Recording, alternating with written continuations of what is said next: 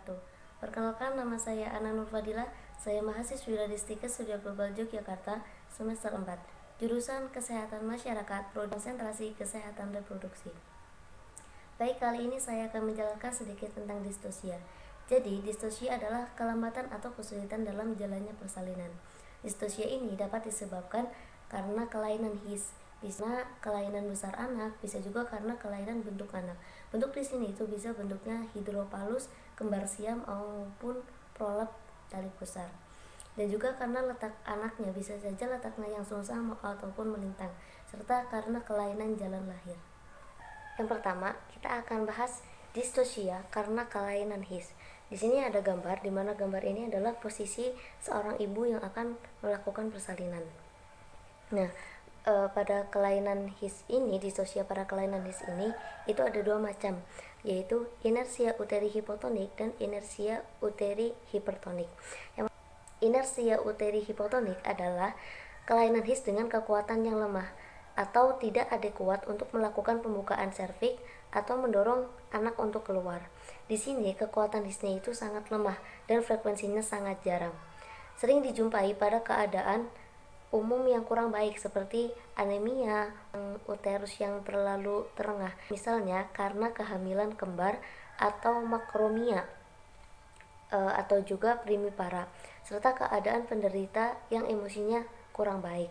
Nah, hal ini dapat terjadi pada kala pembukaan serviks, pada fase laten dan fase aktif, maupun pada kala pengeluaran. Inersia uteri hipotonik itu dibagi menjadi dua, yaitu inersia uteri primer dan inersia uteri sekunder. Nah, inersia uteri primer ini terjadi pada permulaan fase laten, di mana sejak awal sudah tidak adekuat, sehingga sering terjadi sulit untuk memastikan apakah si penderita sudah memasuki infartus atau belum. Yang kedua, ada inersia uteri sekunder, terjadi pada fase aktif kala 1 dan kala 2.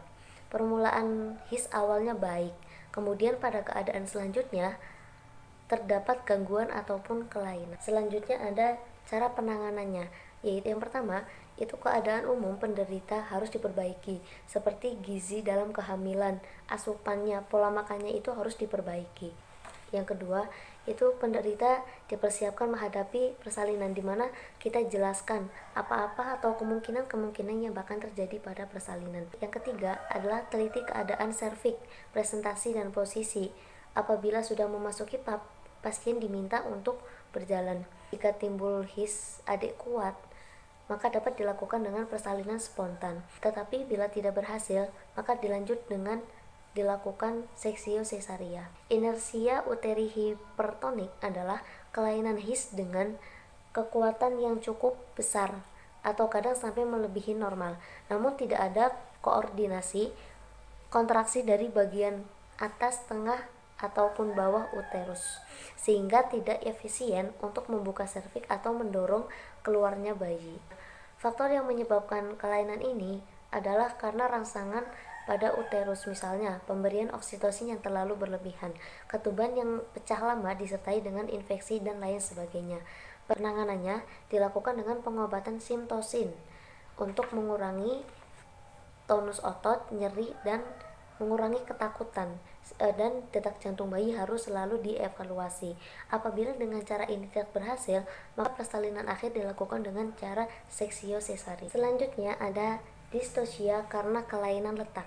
Sini ada letak yang pertama itu sungsang, dan yang kedua ada prolaps tali pusar, seperti ada yang pada digambar, dimana letak sungsang ini adalah janin terletak memanjang, kepala berada di pundus uteri, dan bokong di bagian bawah kofum uteri.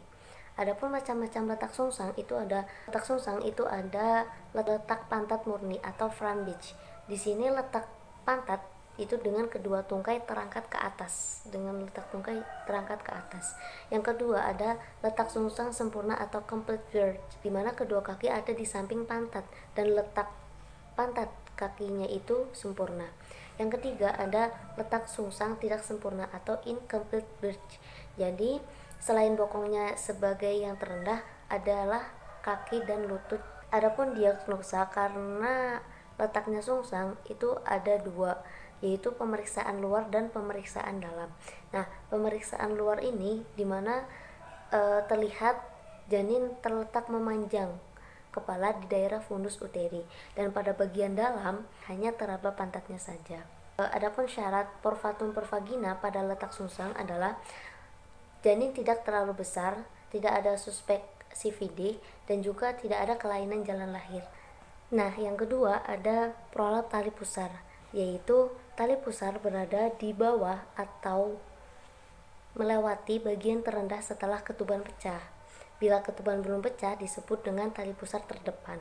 Pada kelainan prolap tali pusar ini, prolap tali pusar ini timbul bahaya besar. Tali pusar terjepit pada waktu bagian janin turun dalam panggul sehingga menyebabkan asphyxia pada janin. Cara pencegahan pada prolap tali pusar yaitu dengan menghindari pecahnya ketuban secara prematur akibat tindakan kita. Ada distosia karena kelainan jalan lahir. Distosia karena kelainan jalan lahir ini dapat disebabkan karena kelainan pada jaringan keras atau tulang panggul atau pada kelainan pada jaringan lunak panggul. Nah, distosia karena kelainan panggul ini atau bagian keras itu bisa berupa kelainan bentuk panggul yang tidak normal dan juga kelainan ukuran panggul. Kedua itu ada kelainan jalan lahir lunak. Jadi kelainan adalah kelainan serviks uteri, vagina, ataupun selaput darah dan keadaan lain pada jalan lahir yang menghalangi lancarnya persalinan. Distosia serviks ini adalah terhalangnya kemajuan persalinan disebabkan kelainan pada serviks uteri. Walaupun harus normal ataupun baik, kadang-kadang permulaan serviks menjadi macet karena adanya kelainan. Yang kedua itu ada kelainan selaput darah dan vagina, di mana selaput darah yang kaku tebal. Dan penanganannya itu dengan dilakukan eksis selaput darah atau himen. Ada juga septivagina, yaitu sirkuler dan anteris atau posterior. Penanganannya itu dilakukan eksisi sedapat mungkin sehingga persalinan dapat berjalan dengan lancar. Kalau sulit atau terlalu lebar, maka dianjurkan untuk melakukan seksio cesaria. Yang ketiga itu ada kelainan-kelainan lainnya, misalnya jalan lunak kayak kista vagina, polip serviks maupun mioma uteri dan sebagainya. Ada juga kandung kemih yang penuh ataupun batu kandung kemih yang besar. Yang ketiga itu ada rektum yang penuh skibala atau tumor. Demikian yang dapat saya sampaikan, kurang lebihnya mohon maaf. Syukron. Wassalamualaikum warahmatullahi wabarakatuh.